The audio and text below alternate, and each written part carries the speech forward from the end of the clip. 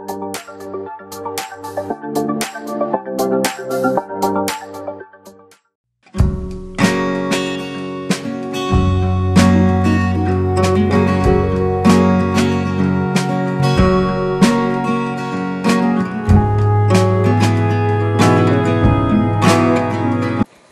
ते समजून घेणं फार गरजेचं आहे.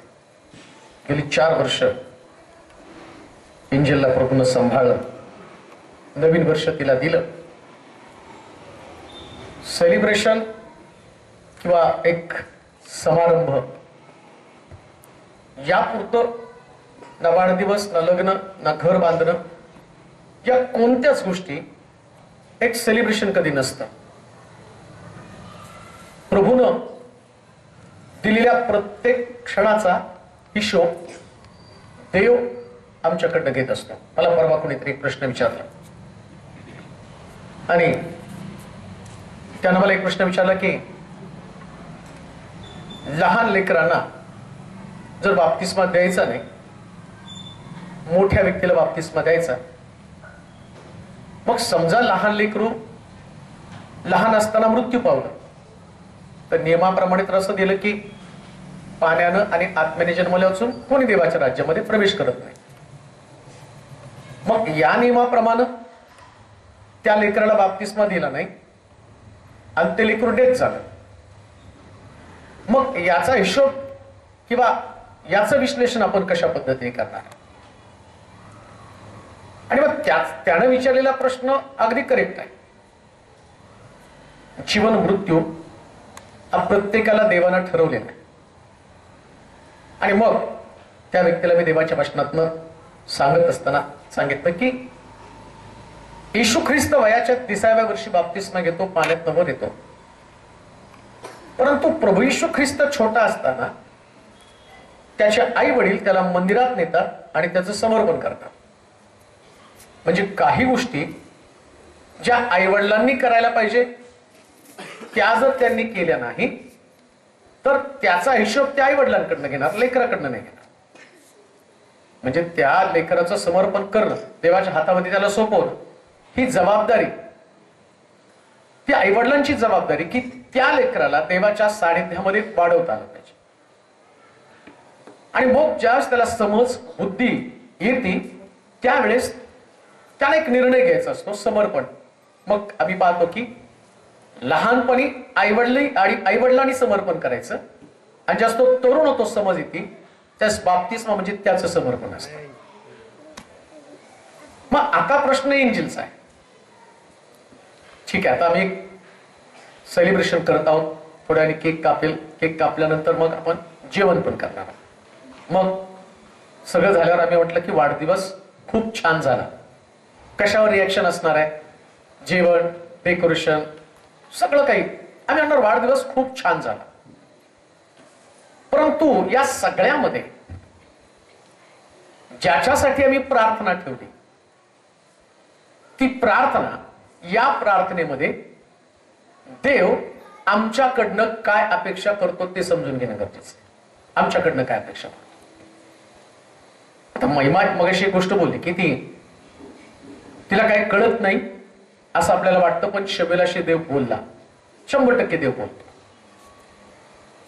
पण लेकराला वाढवताना जसं मी पाहतो या लेकराशी देवानं बोलावं. तिने एक भाग सांगितला की शबेलाशी देव बोलला, पण देवानं त्याच्याशी बोलावं याच्यासाठी त्याच्या आईनं त्याला मंदिरात नेऊन सोडलं.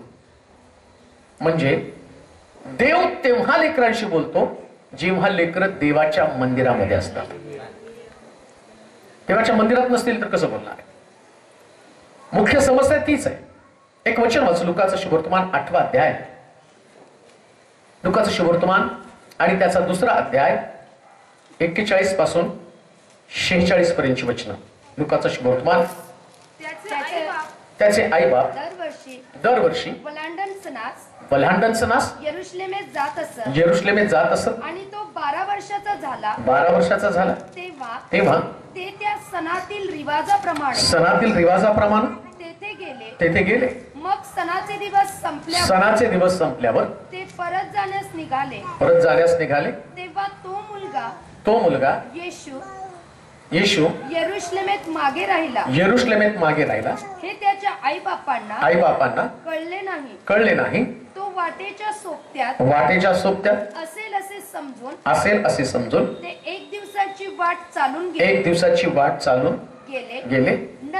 नंतर नातलग व ओळखीचे यांच्यामध्ये त्यांनी त्याचा शोध केला परंतु तो त्यांना सापडला नाही. म्हणून ते त्याचा शोध करीत यरुशलेमेत परत गेले. मग असे झाले की 3 दिवसानंतर तो त्यांना मंदिरात गुरुजनांमध्ये बसून त्यांचे भाषण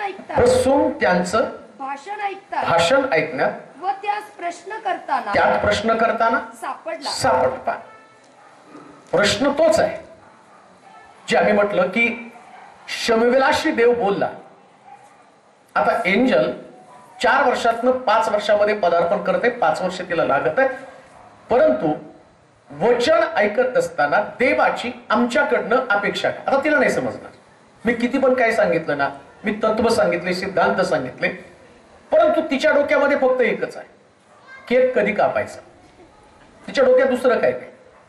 तिच्या डोक्यामध्ये काय असणार आहे, मला कोणी काय गिफ्ट आणलं ती आता लाग बघणार नाही, करणार नाही. ती जर थोडी भाऊ पण केलं नाही का, घ्या म्हटलं तर नको शिकवले असतं आई वडिलांनी की कोणी दिलं तर घ्यायचं नाही म्हणायचं. ते संस्कार असतात, आपण करतो ते संस्कार. मग आमची लेकरं ते घेत नाहीत. परंतु जेव्हा सगळा प्रोग्राम संपेल त्यास पहिले ती बॉक्स फाडायला सुरू करणार. कुणी काय बक्षीस दिलं, मग तिला ते जे आवडतं ते घेऊन त्याच्याशी खेळत बसणार. इथपर्यंत सगळ्या गोष्टी एक वाढदिवसाचा तो फॉर्मॅट आहे. परंतु आत्मिक जीवनाचा विचार करत असताना जसं प्रभू येशू ख्रिस्त या पृथ्वी तलावरती आल्यावर मरियेच्या उदरातनं त्यानं जन्म घेतला आणि जसं एक लेकराला वाढवावं, अगदी तो जन्माला आल्यापासून त्याची सोंता झाली, त्याचं मंदिरात नेऊन समर्पण केलं, त्याचं शुद्धीकरण केलं, या सगळ्या प्रोसेस त्याच्या बाबतीमध्ये केलेल्या आहेत. कशासाठी? आई वडिलांनी एक ख्रिस्ती सिद्धांत, रीतिरिवाज, चालीरीती असं लिहिलंय.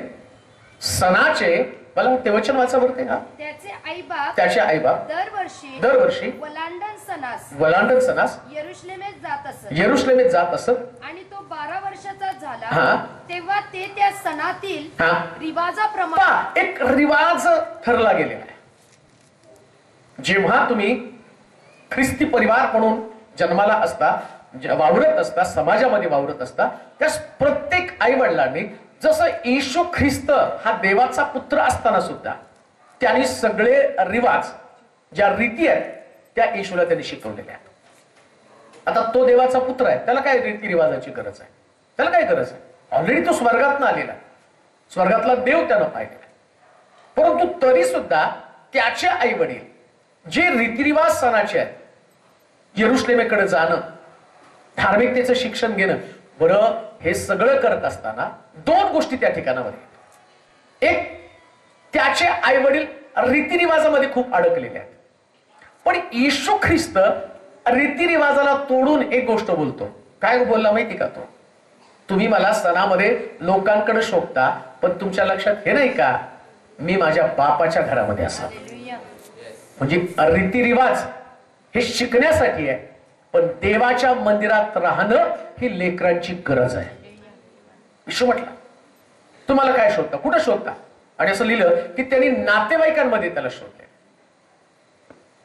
एंजल किती नातेवाईक तिची ओळख आहे, कोणाकोणाला ओळखते. आम्ही म्हणतो नाही का, तिला पाहिल्याबरोबर मग ही आजी, हा मामा, हा काका, हा अमका, हा तमका, ठीक आहे, मी सगळ्यांची ओळख करून दिली. पण खरी ओळख तिला येशूचीच व्हायला पाहिजे. जसं येशूला देवाची ओळख झाली आणि तो म्हणतो मी माझ्या बापाच्या घरामध्ये असावं, त्याचं ऐकावं. बरं 12 वर्षामध्ये प्रश्न असा आहे की येशू ख्रिस्त वयाच्या 12व्या वर्षामध्ये, 12 वर्षामध्ये काही समज बुद्धी नसते, पण 12 वर्षामध्ये तो आम्ही पाहतो देवाच्या मंदिरामध्ये गुरुजनांचं ऐकत होता. गुरुजनांचं ऐकत होता.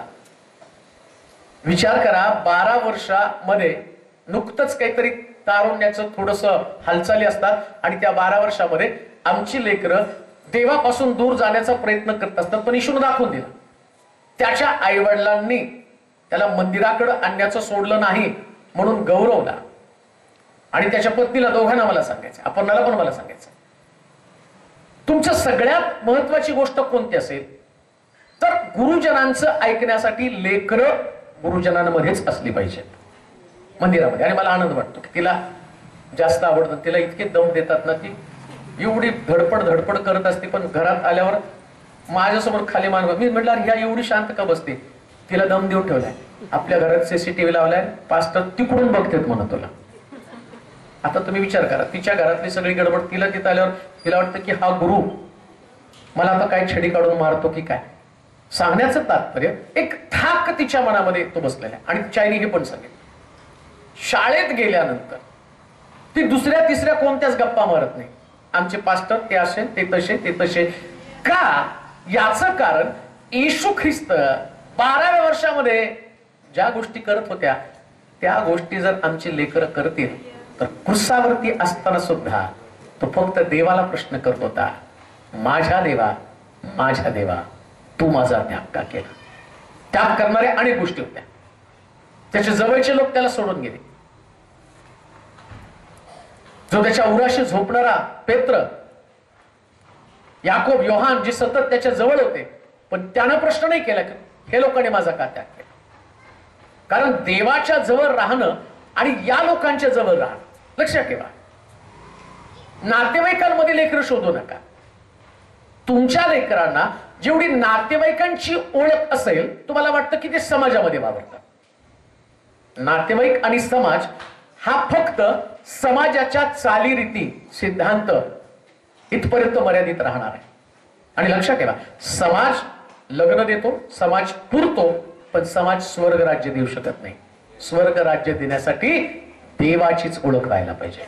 मनुष्य म्हटला, मी स्वर्गाचं द्वार आहे, माझ्या द्वारे आले वाचून कोणी पित्याकडे जाऊ शकत नाही. जर आमच्या लेकराला येशूची ओळख झाली तर तो स्वर्गाच्या राज्याकडे जाणार आहे. एंजलला येशूची ओळख व्हायला पाहिजे. आणि ती येशूची ओळख होत असताना असं लिहिलंय, 2 गोष्टी सांगितलेल्या. एक, तो गुरुजनांचं ऐकत होता. म्हणून लेकरांना नेहमी देवाचं वचन ऐकायची सवय लागली पाहिजे. आणि जेवढं देवाचं वचन ते ऐकतील ना, तितकं प्रेम त्यांचं देवावरती होणार आहे. देवावरती त्यांचं प्रेम होणार. बालपणापासून देवाच्या वचनामध्ये रुळलेली लेकरं, मला असं वाटतं मी 3-4 पिढ्या नाही का, निरंजन गोडके, प्रशांत, त्याच्यानंतर शालोम, आता त्याचं लग्न होईल लवकर, मग त्याचं पोरग, म्हणजे एवढ्या पिढ्या मी बघणार. पण आनंदाची गोष्ट कोणती माहिती का? ते चर्चचे फाउंडर, ते माझ्या बरोबर चालले, त्यांची मुलं माझ्या बरोबर चालली, आणि यांचं अनुकरण करून आता त्यांची नातवंड पण देवामध्ये वाढली. का माहिती का? याचं कारण आहे. मला वाटतं एक वचन वाचा म्हणजे तुम्हाला त्यातलं समजते. मग त्याचं 2रं पत्र, त्याचा 1ला अध्याय 3 ते 5 वचन. ती मग त्याचं 2रं पत्र 1ला अध्याय 3 ते 5 वचन. मी आपल्या प्रार्थनेत सेकंड ते माहिती, दुसरे मध्ये, हा, रात्रंदिवस तुझं स्मरण अखंड करतो, तुझे अश्रू मनात आणून तुझ्या भेटीने आनंद भरीत व्हावं म्हणून तुला भेटण्याची हा फार उत्कंठा बाळगतो. हा तुझ्यामध्ये असलेल्या हा निकष्ट विश्वासाची हा विश्वासाची मला आठवण होऊन ज्या देवाची माझ्या पूर्वजांपासून चालत असलेली सेवा मी शुद्ध विवेक भावानं करीतो, त्याचे मी आभार मानतो. तो विश्वास पहिल्यानं तुझी आजी लोईस हिच्या ठाई होता, तुझ्या युनिके हिच्या पण ठाई होता, आणि तोच विश्वास तुझ्या 3 पिढ्यांसंबंधानं बोललं गेलेलं आहे. 3 पिढ्या. प्रश्न असा आहे, एंजलचा वाढदिवस आहे, पण एंजलच्या वाढदिवसाचा संबंध 3 पिढ्यांशी. हे फार सोपं आहे नाही का. लेकरं मोठी झाली आणि मोठी झाल्यानंतर लेकरं ऐकत नाही, त्यासाठी मी म्हणतो पाळक साहेबांकडे जावं आणि मग पाळक साहेब यांच्यासाठी उपास करा, प्रार्थना करा आणि या लेकरांना देवात तुम्ही वाढवा. कशीच तशी चुकून पण वाढणार. समस्या आल्यानंतर तुम्ही लेकरांसाठी रदबदली करा, उपवास करा, प्रार्थना करा. अगदी देवाचा नियम दिलेला आहे. कोणता नियम आहे? जसं येशू ख्रिस्ताच्या आई वडिलांनी त्याला मंदिरात नेलं आणि मंदिरात जाऊन त्याला ते शिक्षण मिळालं आणि शिक्षण मिळाल्यावरती आता तो गुरुजनांमध्ये जाऊन बसला. ऐका, जर आमची लेकरं गुरुजनांमध्ये जाऊन बसले नाही, धार्मिकतेमध्ये बसले नाही, तर दुसरीकडे कुठेतरी जाऊन नक्कीच बसणार आहे, 100% बसणार आहे. बरं, आता प्रॉब्लेम असा आहे, तुम्ही त्यांना गुरुजनांचं शिक्षण दिलं, आमची जबाबदारी काय? त्या मरियेनं म्हटलं की येशू वाटेत कुठेतरी असेल, मित्रांबरोबर नातेवाईकांबरोबर तिथं शोधलं. पण तो गुरुजनांमध्ये गेल्यावर, तो गुरुजनांमध्ये असल्यावर सुद्धा त्याच्या आई वडिलांना प्रॉब्लेम होता. आम्ही तुझा शोध घेतला. तो म्हणतो मी तर बापाच्या घरात असलं पाहिजे. पाहता तिथं जे शिक्षण आम्हाला मिळतं ना, येशू ख्रिस्त त्याच्या आई वडिलांना जे प्रश्न करत आहे आणि तो ज्या गोष्टी सांगत आहे त्याच गोष्टी आम्हाला समजावून घेणं फार गरजेचं आहे. की तिथं सणाच्या चालीरीती सगळ्या गोष्टी त्यांना समजावून सांगितल्या, परंतु येशू ख्रिस्त स्वर्गातनं आल्या कारणानं त्याला स्वर्गातल्या गोष्टी या पृथ्वी तलावर असणाऱ्या परिवाराला शिकवायच्या होत्या, ज्या मरियेला, योसेफाला आणि बाकीच्या लोकांना ठाऊकच नाही. आता त्यांची पद्धत काय? सणासाठी मुलं येरुशलेमेत घेऊन जाणं ही त्यांची पद्धत आहे. आमच्या सुद्धा वाडवडिलांनी आम्हाला एकच शिकवलंय का, चर्चला जायचं आणि यायचं ही आमची चालीरीती, ही आमची पद्धत आहे. पण तिथं जी पद्धत आहे, येशू ख्रिस्त त्या पद्धतीला छेद देतो आणि तो काय म्हणतो माहिती का?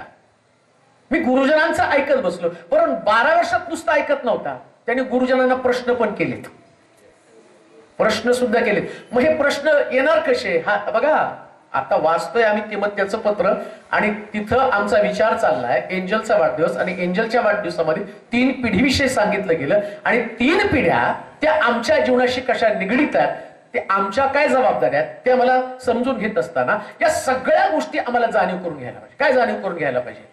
इकडं तिमोथेला पत्र लिहिताना पौल काय म्हणतो? तुझी आजी लुईस आणि तुझी आई युनिके, आजीच्या ठाई जो विश्वास होता युनिकेमध्ये आला आणि युनिके मधला विश्वास कोणामध्ये आला? तिमोथेमध्ये आला. म्हणजे आधी विश्वास आजीत पाहिजे, मग कुणात पाहिजे? आईमध्ये, मग कुणात येणार? एंजलमध्ये. बघा, म्हणजे आमचं घराणं जर सुरक्षित करायला पाहिजे तर 3 पिढ्या त्यांना देवाची ओळख व्हायला पाहिजे. 3 पिढ्या. आणि काय घडलं माहिती का? शास्त्र जर तुम्ही उलगडून बघितलं, जेव्हा जेव्हा एक पिढी चुकली ना, तर त्याच्या पिढ्या, पुढच्या पिढ्या कधी सुरक्षित नसतात. दावीद देवाच्या मंदिरातला तो म्हणतो की मी परमेश्वराचं एक वरदान मागितलं, ते हे की त्याच्या मंदिरात माझी बस्ती व्हावी. कशासाठी? अहोरात्र प्रभूचं मनोरूप मी पाहत राहतो. पण दाविदाच्या बाबतीमध्ये आम्ही पाहतो, तिमोथेला पौल म्हणतो तुझ्या आजीच्या ठाई, लुईसच्या ठाई, युनिकेच्या ठाई विश्वास होता, तिमोथेला तुझ्या ठाई तोच विश्वास आहे. दाविदाचं बघा बरं, व्यभिचार दाविदाच्या ठाई, तोच व्यभिचार त्याच्या मुलाच्या ठाई आलेला आहे. बरं, आता अजून एक गोष्ट तुम्हाला सांगतो. हा जो शमूएल, हा पश्चात्तापानंतरचा शमूएल आहे. ऐका बरं का, एक आई वडील या नात्यानं काय करायला पाहिजे, कशा पद्धतीनं आम्ही आमच्या परिवाराची निगा राखायची. एक प्रार्थना करून हा विषय कधी संपणार नाही. चला ठीक आहे, प्रार्थना केली आणि एक सुंदर प्रार्थना झाली, मग आमचं एक छान पद्धतीने वचन सांगितलं. इथं नाही, इकडं ज्या गोष्टी तुम्ही करता त्या तुमच्या पिढीमध्ये तुमची लेकरं करतात. मला जे तुम्हाला सांगायचंय, ज्या गोष्टी गौरव करेल, ज्या गोष्टी अर्पणा करेल, तीच गोष्ट एंजल करणार आहे. तुम्ही काही पण करा, किती पण भारी चर्चला जाण, काही पण करा. इकडं दावीद जो आहे ना, हा देवाच्या मंदिरातला आहे, देवाच्या सानिध्यातला आहे. पण त्यानं एक चूक केली. काय चूक केली? आपल्या सैनिकाच्या पत्नीला घरामध्ये आणून ठेवलं, व्यभिचार केला. बरं ऐका, मी कधी कधी त्या गोष्टीचा विचार करतो आणि बहुतेक ख्रिस्ती लोक हा विचार कधीच करत नाही. त्यांचं एक टिपिकल ख्रिस्ती जीवन असतं, त्याच्यातच ते मग्न आहे. काय टिपिकल जीवन आहे? चला चर्चला जातो, प्रार्थना करतो, स्तोत्र वाचतो, उपवास करतो, एक ठराविक एवढंच. आज सकाळपासून मला बऱ्याच लोकांचे मेसेज आहे, आज चर्च आहे का, आज चर्च. मग मला कळलं आज चर्च असतं. म्हणजे त्यांना काय, आज बुधवार आहे, ऍश संडे, ऍश वेडनेसडे, आणि मग चर्च असायला पाहिजे. एक टिपिकल ख्रिस्तीच्या तिथं चर्च असायला पाहिजे. अहो चर्च असून करता काय? समजा चर्च तुमच्याकडे गेला तुम्ही चर्च, पुढे दावीद मंदिरात राहत होता, तुम्हाला तुझ्या मंदिराचा द्वारपाल बनून, मंदिराचा द्वारपाल बनून सुद्धा केला काय व्यभिचार. काय केलं मंदिराचा द्वारपाल? आता तो देवाला म्हणतो, मग तुझं वरदान मागितलं, तुझ्या मंदिरात माझी वस्ती होते, अवरात्र मी तुझं मन, बोलणं किती गोडगोड आहे त्याचं, अवरात्र तुझं. अरे देवाचं मन रूप पाहत असताना तुझं लक्ष त्या स्त्रीचं कसं काय रूप बघायला गेलं? समस्या ती आहे. तू देवाचं रूप पाहता पाहता खिडकीतनं कसं काय पाहिलं? तुला जर देव तुझ्या समोर होता, देवाला तू नित्य पाहत होता, मग त्या नग्न स्त्रीकडे तुझं लक्ष कसं काय गेलं? बरं आता ऐका, इकडे तो देवाचं रूप पाहतो, देवाला एवढं चांगलं म्हणतो, मग देव म्हणतो का ठीक आहे दावीद चुकला, आता दाविदाच्या घराला मी स्पेअर करतो, चुकांची दुरुस्ती करून दावीद पुन्हा. नाही, तीनदा दर्शन दिलेला शल्मोन, पश्चातापानंतर मिळालेला दाविदाला असणारा मुलगा, पण तो शल्मोन कसं काय पुन्हा 1000 बायका त्यानं केल्या? कसं शक्य आहे? आणि त्याच्यामध्ये 700 विधर्मी पत्नी त्यांनी केली, की ज्या शल्मोनानं देवाचं दर्शन पाहून सुद्धा तो मूर्तीच्या नादी लागला. जिवंत देवाचा त्याने त्याग. कसं काय घडलं? त्याचं उत्तर तिकडे पौल तिमोथेच्या पत्रामध्ये सांगतो, जो विश्वास तुझी आजी जुनिके, तुझी आई लुईस, तो विश्वास तुझ्यामध्ये, जो व्यभिचार दाविदामध्ये होता तो व्यभिचार त्याच्या मुलामध्ये आला, तोच व्यभिचार आम्ही पाहतो त्याच्या पिढीमध्ये पुढे पुढे निघून गेला. का? कारण बायबल सांगतं जबाबदारी कोणाची आहे? जबाबदारी आई वडिलांची. लक्षात घ्या बरं का. तुम्ही जशा पद्धतीनं तुमचं वर्तन ठेवाल, तुम्ही किती पण स्वतःला सेक्युअर करा, किती तुम्ही, प्रश्न तोच आहे की तुम्ही धार्मिकता जे म्हणता ना, तुम्ही धार्मिकता, तुमच्या प्रार्थनेपेक्षा सुद्धा. आता बघा, साप दिसायला किती सुंदर असतो, किती सुंदर असतो साप, नाही का? बघितल्यावर असं वाटतं की मोके घ्यावेत, पण विष किती भयानक असतं. पाप तसं आहे. तुम्ही हे धार्मिक जीवन हे वरवरचं झालं, ते दिसायला खूप छान दिसतं, मी उपवास करतो, मी प्रार्थना करतो, मी अमक करतो. व्यभिचार विष आहे ना, व्यभिचार विष आहे, पाप विष आहे. आणि हे विष तुम्हाला सापाला पाहिल्यावर वाटत नाही की त्याच्यात विष आहे, त्याने दंश केल्यावर कळतं ते विष आहे. तसं पाप आहे. इकडं पौल काय सांगतो माहिती का? शुद्ध विवेक भाव. फार सुंदर बोलला तो पौल. मी ते वाचत असताना असं म्हटलेलं आहे, जो शुद्ध विवेक भाव. वाचा बरं ते वचन, वाचल्यावर त्याच्यात जास्त मजा येते. ज्या देवाची माझ्या पूर्वजांपासून चालत आलेली सेवा मी शुद्ध विवेक भावाने करीतो. कुठला विवेक भाव? म्हणजे पालकांचा विवेक भाव, आईचा वडिलांचा विचार करण्याची क्षमता. भाव म्हणजे तुमचा विश्वास बर का, भाव म्हणजे तुमची श्रद्धा, भाव म्हणजे तुमचं जी भक्ती तुम्ही करता त्या भक्तीमध्ये शुद्धता असली पाहिजे. ते सांगितलं तुम्हाला. उपास प्रार्थना, ही उपास प्रार्थना इकडं कुठल्याच गोष्टीचं जमेस धरणार नाही. असं म्हटलं की जो धर्मशास्त्र ऐकण्यासाठी आपला कान बंद करतो त्याची प्रार्थना म्हणजे प्रार्थना शून्य झाली का नाही. दुसरी गोष्ट, अजून एक गोष्ट मी तुम्हाला सांगतो की बहुत धर्म पठन देहाला शिनवतं. यशया 58 मध्ये तो म्हणतो की तुमचे उपवास, तुमचे शब्दात, तुमचे चंद्रदर्शन याचा मला. मग आता उपवासाचा वेट आला, रविवारचं जातात त्याचा पण मला वेट आला, म्हणजे सगळं शून्य झालं. पण विवेक भाव शुद्ध असतो ना, तेव्हा या सगळ्या गोष्टी आता त्याची व्हॅल्यू वाढते. हे नंतर आहे, पहिले विचार चांगले पाहिजे. म्हणून लक्षात ठेवा, एंजल जी वाढत आहे तिला वाढवताना ऐका बरं का, गौरवला आणि अपर्णाला आणि तुम्ही बसलेले सगळे, नुसतं त्यांनाच नाही. संदेश माझा कधीच पर्सनल नसतो, माझा संदेश जनरल असतो. आणि जनरल मध्ये काय असतं माहिती का, तिथं शुद्ध विवेक भाव. कसा शुद्ध? तुमची लेकरं तुमच्याशिवाय दुसरं कोणालाच कॉपी करणार नाही, कोणालाच नाही कॉपी करणार. आणि माणसाला चांगलं वाईट करण्यासाठी जीन्स असतात, गुणसूत्र, जे सायन्स मध्ये सांगितलेले आहे गुणसूत्र, ते गुणसूत्र तशी प्रभावित करतात. आता मेडिकल ते सांगतं आणि बायबल पण ते सांगतं. कोणतं गुणसूत्र? किंवा त्याची आजी तिचं गुणसूत्र कोणतं? शुद्ध विवेक भाव. आता पौल म्हणतो मला तुझ्या ठाई तो शुद्ध विवेक भाव. का? ते गुणसूत्र. ते असणारा प्रभाव आमच्या लेकरांवरती शुद्ध विचारांचा प्रभाव असला पाहिजे. शुद्ध विचारांचा प्रभाव.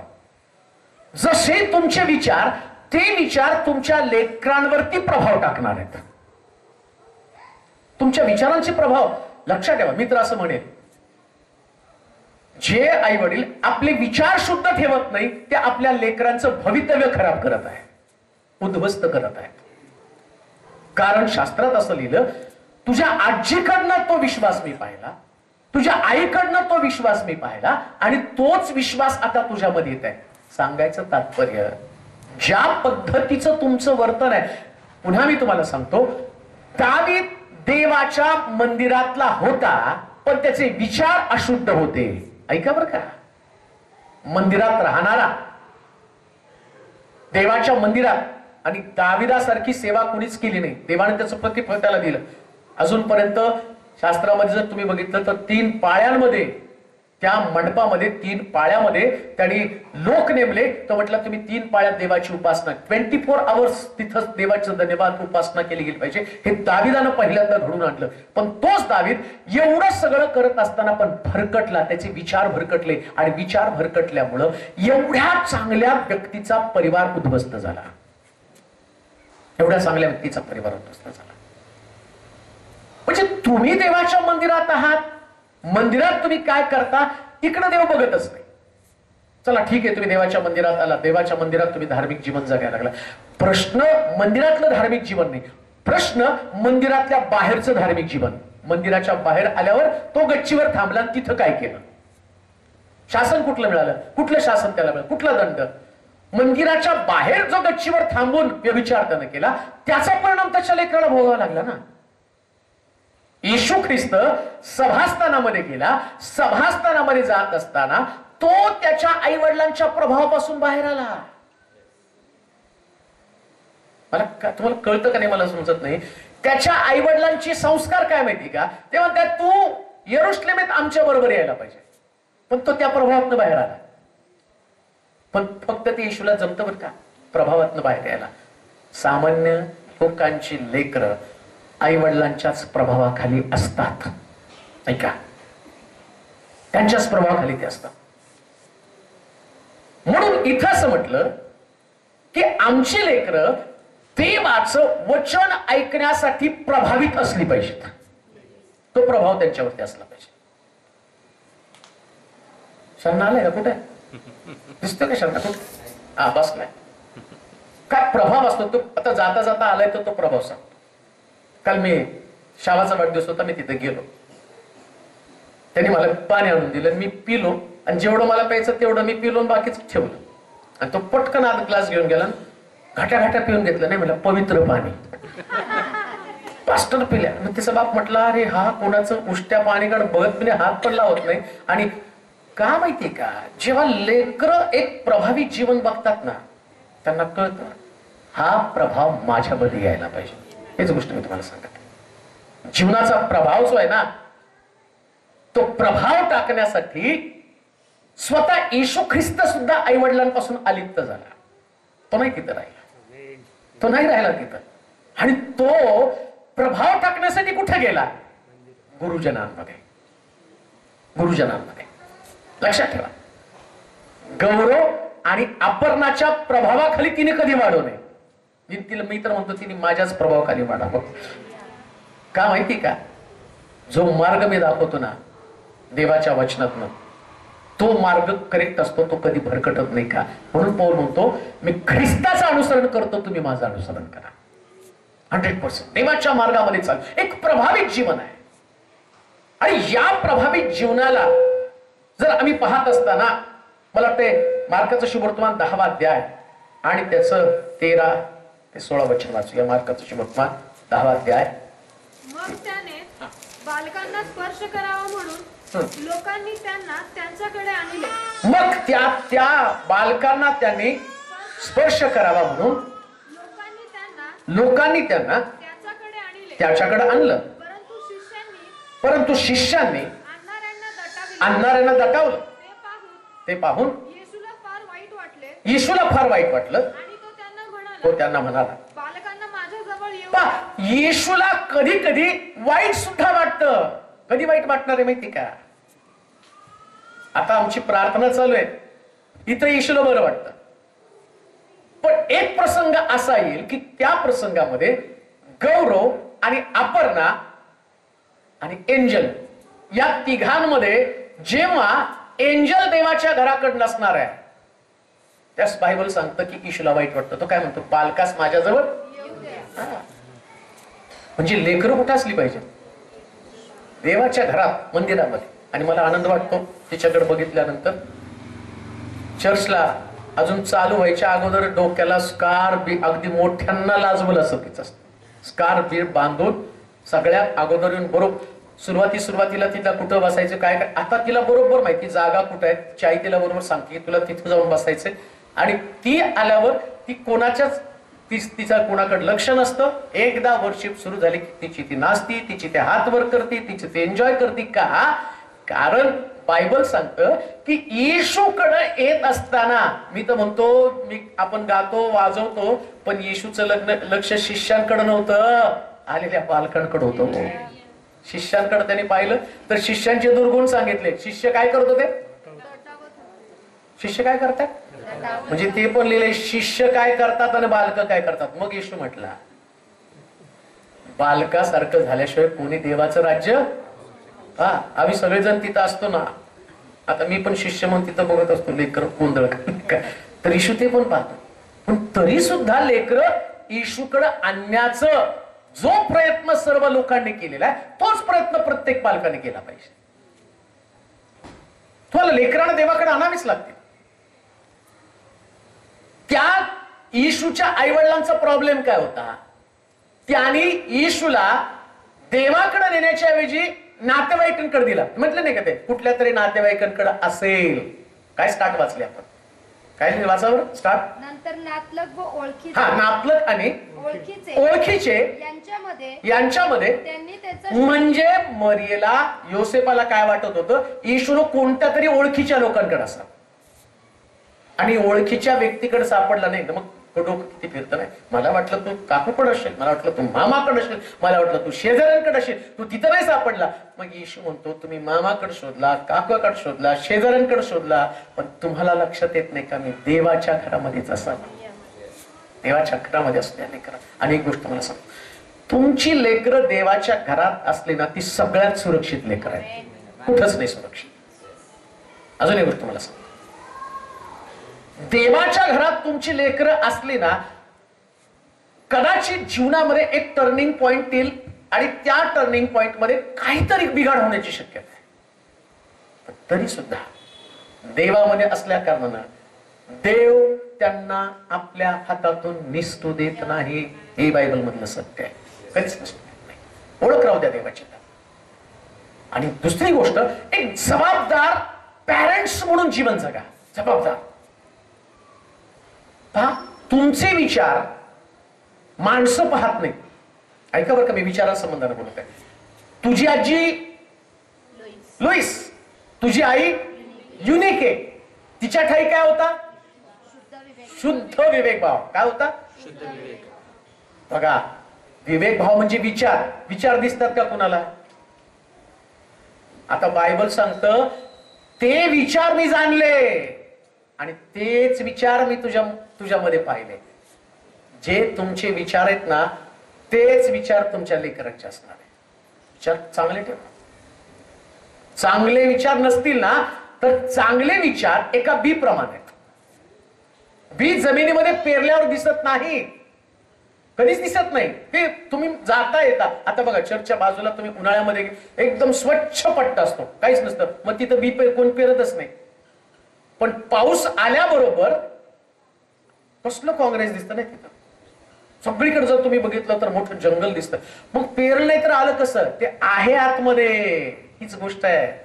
विचार आता दिसत नाहीत, पण ते विचार जेव्हा वातावरण तयार होईल, हेच विचार तुमच्या लेकरांसाठी घातक तयार होईल. म्हणून आई वडिलांचे विचार शुद्ध विचार असले पाहिजेत. आणि शुद्ध विचार राहण्यासाठी सगळा परिवार देवाकडे आला पाहिजे.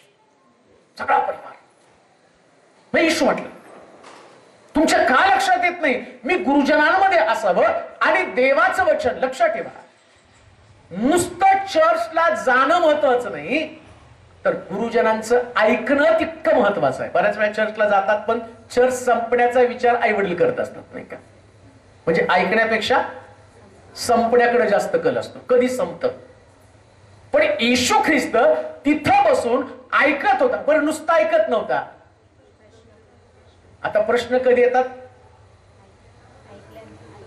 गुंतून पडल्यावर. शाळेत पण सर विचारतात ना, काही प्रश्न आहेत का? ते सगळेजण जो मोठा आहे, नाही काय प्रश्न, सगळंच. आणि रिझल्ट लागल्यावर कळतं याला 35% पण मिळत नाही. मग प्रश्न तुला का आले नाही? कारण तुझं त्याचं घेणं देणंच नव्हतं. तू बसला, तू शिकला नाही. मग प्रश्न कोणाला येतात? जो विचार करतो त्याला प्रश्न येतात. पण आमच्या लेकरांनी देवाच्या वचनाविषयी विचार केला पाहिजे. आणि देवाच्या वचनाविषयी विचार करण्यासाठी त्याने देवाचं ऐकलं पाहिजे. लक्षात ठेवा. एकच वचन वाचू, मग त्यानंतर आपण संपूया. तिमोथेचं पहिलं पत्र, तिसरा अध्याय, 4थं वचन. पहिले तिमोथी. आपल्या घरची व्यवस्था आपल्या घरची व्यवस्था चांगली ठेवणारा, आपल्या मुलाबाळांना भीड मर्यादेचं वळण लावून त्यांना स्वाधीन ठेवणारा असा असावा, ज्याला आपल्या घरची व्यवस्था चांगली ठेवता येत नाही. आता काय म्हटलं माहिती का? या पौल जो आहे तो तिमोथेला बारीक सारी गोष्टी समजावून सांगत आहे. आता तिमोथेला त्यांनी सांगताना, आता आम्ही वाचलं तिमोथेच्या किती पत्रामध्ये? दुसऱ्या पत्रामध्ये. तिथं त्याचं कौतुक करत आहे. काय कौतुक आहे त्याचं? आजीचं सांगितलं, आईचं सांगितलं, त्याच्या संबंधानं सांगितलं. मग आता विचार करा, तिमोथी किती समाधानी असेल. पण पहिल्या पत्रामध्ये, दुसऱ्या पत्रामध्ये त्यानं सगळं कौतुक केलं, पण पहिल्या पत्रामध्ये त्याची कान उघडणी केली. कान उघडणी करताना त्याने काय मुद्दा वापरला? वाचा बरं. आपल्या घरची व्यवस्था चांगली ठेवणारा, आपल्या मुलाबाळांना भीड मर्यादेचे वळण लावून. घरची व्यवस्था चांगली ठेवणारा. कशी राहणार घरची व्यवस्था चांगली? भीड मर्यादेची वळण कसं लागणार आहे? त्याच्यासाठी आम्हाला वळण लागलं पाहिजे. आम्हाला रस्ता माहिती असला तर आमच्या लेकरांना मी रस्ता दाखवणार आहे. आम्हालाच रस्ता माहित नाही तर आम्ही कसं सांगणार हा चुकीचा आहे, तो चुकीचा आहे? मुळामध्ये आमची लेकरं आम्हाला फॉलो करणार आहेत. येशू म्हणतो नाही का, जसा ज्याने मला पाहिलं त्याने माझ्या, म्हणजे मी आणि पिता.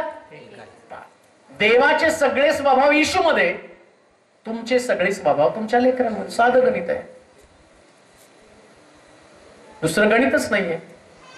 तुम्हाला वाटतं तुम्ही आता आमच्या लेकरांना धार्मिकतेमध्ये वाढावं. बरेच मला येतात, माझा मुलगा दारू पितो, आता त्यानं दारू सोडाव म्हणून प्रार्थना करा. त्याच्या बापाने पिली नसती तर तो कशाला पिला असता? जीन्स आहेच ना, आतमध्ये बुडबुड्या मारतातच ना दारूच्या. चुकीच्या गोष्टी केल्यानंतर ते चुकीची गोष्ट त्यांच्यामध्ये येणार. इथं तुम्हाला भीड मर्यादेचं, म्हणजे आता तुमच्या लेकरांना भीड म्हणजे भीती, अशाची भीती दाखवणार आहे तुम्ही. भीती तुम्हाला लक्षात ठेवा, इतकी लेकरं, आत्ताची लेकरं एवढी ऍडव्हान्स आहे ना, त्याला कोणाचीच भीती नाही. पूर्वी बघा, असं तोंडाला लावून कोणी बघितलं तर लेकरं थरथर कापायचे, भूताचं चित्र. आता ते तोंडाला लावून गेलं तर ते तिची चित्र लावणाऱ्यालाच घाबरत येत. इतकी ऍडव्हान्स झाली म्हणजे त्यांना कशाचीच भीती नाही. मला आठवतं लहानपणी मी असं रानामध्ये गेल्यावर आमचे नेहमी सांगायचे की ते पोरं घरी येतात, पोरं घरी येतात. मग पोरं घरी येतात म्हटल्यानंतर मी असाच एकदा गेलो आणि तिकडं कुत्र पकडण्याची गाडी आली आणि ते खाली उतरले आणि त्या रानामध्ये त्यांनी ती काठी जाळी काढली आणि ते कुत्र्यांवरती टाकायचे आणि ते ओढत ओढत नाही. आणि मी तिथंच रडायला चालू केलं.